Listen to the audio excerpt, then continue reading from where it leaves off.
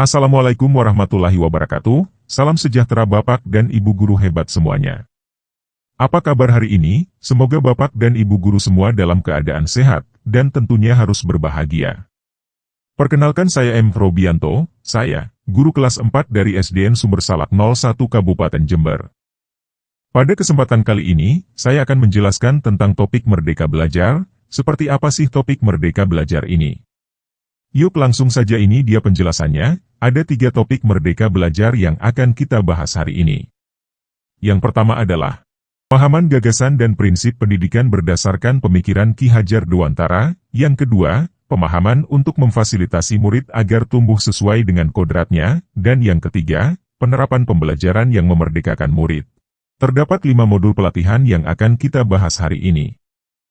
Modul yang pertama, mengenali dan memahami diri sebagai pendidik. Modul kedua, mendidik dan mengajar. Modul ketiga, mendampingi murid dengan utuh dan menyeluruh. Modul keempat, mendidik dan melatih budi pekerti. Dan modul yang kelima adalah pendidikan yang mengantarkan keselamatan dan kebahagiaan. Modul yang pertama, mengenali dan memahami diri sebagai pendidik. Hal-hal apa saja yang harus diperhatikan? Yang pertama adalah tujuan dari pendidikan itu sendiri. Yang mana tujuan pendidikan di sini menuntun segala kodrat yang ada pada anak-anak, agar mereka mencapai keselamatan dan kebahagiaan yang setinggi-tingginya, baik sebagai manusia maupun sebagai anggota masyarakat. Setelah itu, kita harus mampu mengenali kekuatan dan kelemahan diri kita sebagai pendidik. Yang kedua, mengenal karakteristik dan kebutuhan murid. Yang ketiga, menjadi manusia merdeka, yang hidupnya bersandar pada kekuatan diri sendiri baik lahir dan batin, yang tidak tergantung pada orang lain. Seperti yang diungkapkan oleh Ki Hajar Dewantara, menyelaraskan peran guru yang relevan dengan konteks murid dan zaman, berikutnya bertutur kata lembut, memotivasi menjadi role model bagi murid. Lantas, peran saya sebagai guru seperti apa? Tentu saja, guru sebagai penuntun, motivator, fasilitator, bahkan menjadi role model bagi murid. Karena guru dapat menginspirasi dan membantu mereka dalam mengembangkan potensi murid, sesuai dengan kodratnya. Mengutip pernyataan Ki Hajar Dewantara, yaitu, memberi ilmu demi kecakapan hidup anak. Dalam usaha mempersiapkannya untuk segala kepentingan hidup manusia, baik dalam hidup bermasyarakat maupun hidup berbudaya, dalam arti yang seluas-luasnya. Modul yang kedua yaitu, mendidik dan mengajar, dari sintesis pemikiran Ki Hajar Dewantara.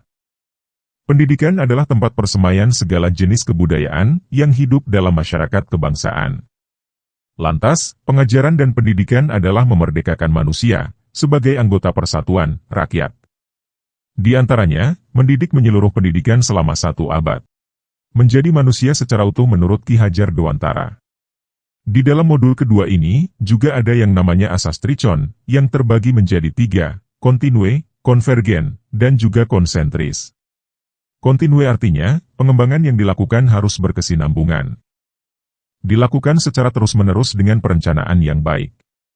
Konvergen artinya, pengembangan yang dilakukan dapat mengambil dari berbagai sumber.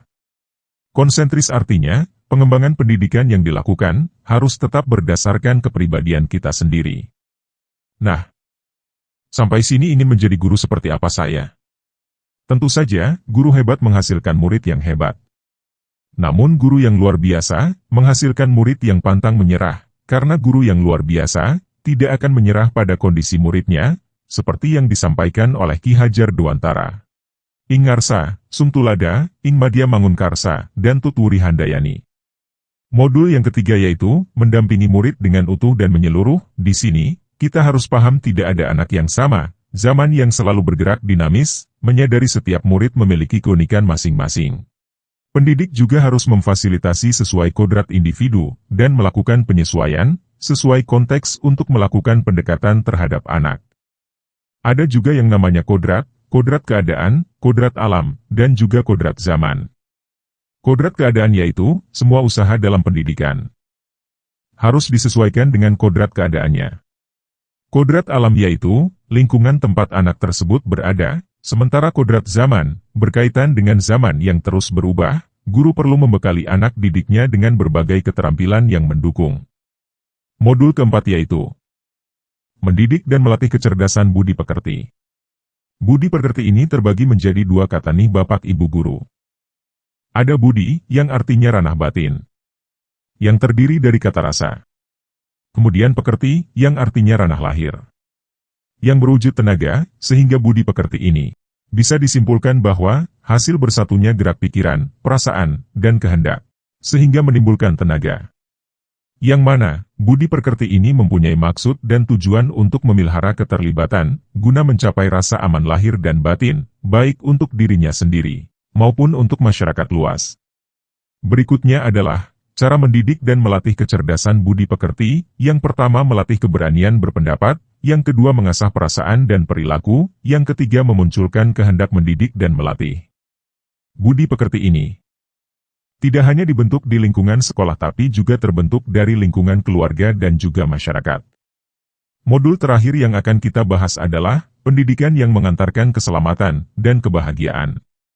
Menurut Ki Hajar Dewantara, pendidikan yang sesuai dengan bangsa kita adalah pendidikan yang humanis, kerakyatan, dan kebangsaan.